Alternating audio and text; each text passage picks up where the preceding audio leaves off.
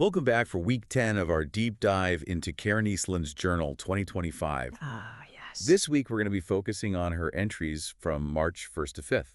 Oh. And things get really interesting this week. Karen's grappling with the definition of a traditional musician in the age of AI. Oh, cool. So let's dive into her thoughts and see if her analogy to the penny dreadful phenomenon of the Victorian era holds water. Yeah. So, I mean, it's a good question. Right. You know, especially considering that Karen isn't exactly a traditional musician herself, right? Well, that's the thing. Her latest album with Wrecked and Ready is straight up heavy metal, but she's using AI to help refine the sound. It's like headbanging meets algorithms. Yeah, exactly. And she's pretty open about it in her journal. Yeah. We see her using ChatGPT, specifically an AI that she's nicknamed Saul, to experiment with melodies, harmonies, even generate lyrics in different languages. So it's not just like computer write me a hit song. Right. She's actually using AI as a creative partner. Right. And it's interesting to see how she compares this to the public's reaction to penny dreadfuls back in the 19th century. Okay, penny dreadfuls, for those of us who haven't brushed up on our Victorian literature lately. Imagine you're like a serious Victorian novelist pouring your heart and soul onto the page. Yeah. Only to be outsold by a penny dreadful about like a homicidal barber. Ouch. Talk about a blow to the ego. Seriously. But penny dreadfuls were hugely popular with the working class. Yeah. They were cheap, sensational, and tapped into those anxieties and desires of the time, kind of like reality TV today. Yeah. With a dash of, well, murder and mayhem. So what does this have to do with AI and music? Well, Karen's point is that this fear of new technology disrupting the art world is a recurring theme. People freaked out about penny dreadfuls corrupting literature, just like some fear AI will make human musicians obsolete. But isn't there a difference? Penny dreadfuls were still written by people even if they were churning them out like a content mill. Okay. AI can actually compose music without any human input.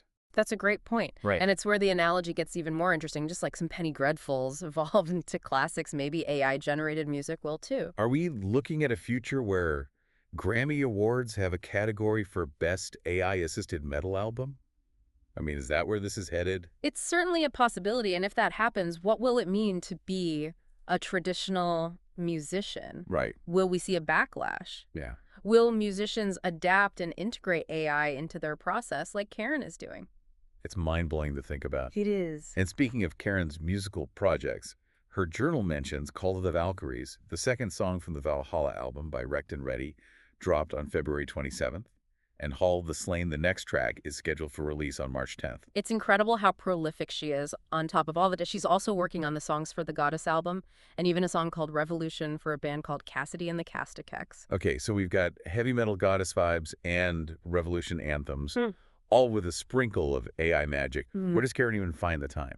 And her journal also mentions her search for the manuscript for her Josephine Marlin trilogy. Okay. She's planning to start editing it, which suggests a more traditional writing project alongside her AIinMusic endeavors. Interesting. It's like she's got a foot in both worlds, the traditional and the cutting edge. Yeah. But maybe that's what being a musician in the 21st century is all about, embracing the tools that help you create, regardless of where they come from. Maybe it's less about traditional versus AI and more about the creative spirit itself. Right. You know, it's fascinating to think about how these lines are blurring, you know? Yeah. I mean, even back in the penny dreadful era, people were worried about mass-produced stories replacing real art.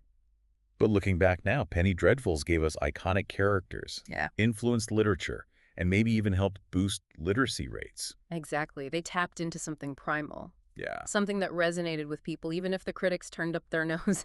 Right. Who knows? Maybe AI-generated music will have a similar impact, even if it makes some musicians uncomfortable. Yeah, it kind of feels like we're at this crossroads, this clash between the old ways and the new. Definitely. And it's not just about music. Right. We see this in visual art writing. Even filmmaking AI tools are becoming more sophisticated, more accessible. So how do we navigate this? Do we resist the change? Yeah. Embrace it wholeheartedly? That's the million-dollar question. Yeah. But I think Karen's approach is interesting. She's not afraid to experiment, to use AI as a collaborator. Right, but she's also working on traditional projects like her Josephine Marlin trilogy. Yeah, it's like she's saying, hey, we can do both. We don't have to choose sides. Exactly. And maybe that's the key. Instead of seeing AI as a threat, what if we viewed it as an opportunity? Okay. A chance to expand our creative horizons, to explore new sounds, new styles, new ways of storytelling. That's a really optimistic way to look at it. But is it realistic? I mean, what happens to musicians who don't want to use AI or don't have access to it? That's a valid concern. And it's something we need to be mindful of as AI becomes more integrated into the creative process. We don't want to create a system where only those with access to the latest technology can succeed. So maybe it's about finding a balance, Uh-huh. ensuring that human creativity remains at the heart of art, even as we explore these new tools. I think that's a great way to put it. It's not about replacing human artists, but about empowering them with new possibilities. Yeah. And who knows, maybe this fusion of human and artificial intelligence will lead to entirely new forms of art that we can't even imagine yet. That's a pretty exciting thought. But it also raises some big questions. What does it mean for authorship, for copyright, for the very definition of art itself? Those are all questions we'll need to grapple with as this technology evolves. Right. But for now, I think it's important to approach it with a sense of curiosity rather than fear, Okay. to explore the possibilities, to experiment, and to see where this journey takes us. It's definitely a journey I'm interested in following, and Karen's journal entries are like a window into the forefront of this creative revolution. It's funny to think about, 100 years from now, people might look back at this time and say, wow, they were really freaking out about AI music, weren't they?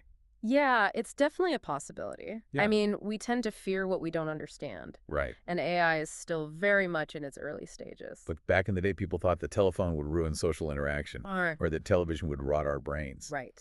Now we can't imagine life without them. Exactly. And think about all the ways technology has already changed music. Yeah. Recording studios, synthesizers, digital audio workstations. Uh-huh. All of these were once seen as radical innovations that some thought would destroy the purity of music. But they didn't. They just became part of the landscape tools that musicians could use to express themselves in new ways. Right, and maybe that's what's happening with AI now. Yeah. It's not about replacing human creativity, but about expanding the possibilities. So what does that mean for the future of music? Will we see entirely new genres emerge, driven by AI algorithms? Will human musicians become more like curators, guiding the AI in its creation? It's hard to say for sure, but I think the most exciting possibility is that AI will become a true collaborator, Right. a partner in the creative process that allows musicians to push their boundaries and explore uncharted territories. Like imagine if Beethoven had access to an AI that could generate infinite variations on a theme, or if Mozart could collaborate with an algorithm that could create entirely new harmonic progressions. That's a fascinating thought. It's like having a musical brainstorming partner that never gets tired or runs out of ideas. So as we wrap up this week's deep dive, it seems like Karen Eastland's journey is a microcosm of what's happening in the world of art and technology. It's a time of exploration, experimentation, and maybe even a little bit of healthy anxiety. Definitely, and it's up to each of us to decide how we'll navigate this new landscape. Will we embrace the possibilities or cling to the old ways? It's a choice we all have to make. But one thing's for sure, the future of creativity is going to be very, very interesting. Thanks for joining us for another deep dive into Karen Eastland's world. We'll see you next week for more insights from her journal, 2025. Thanks for stopping in. Karen will be here again next week to make new friends and share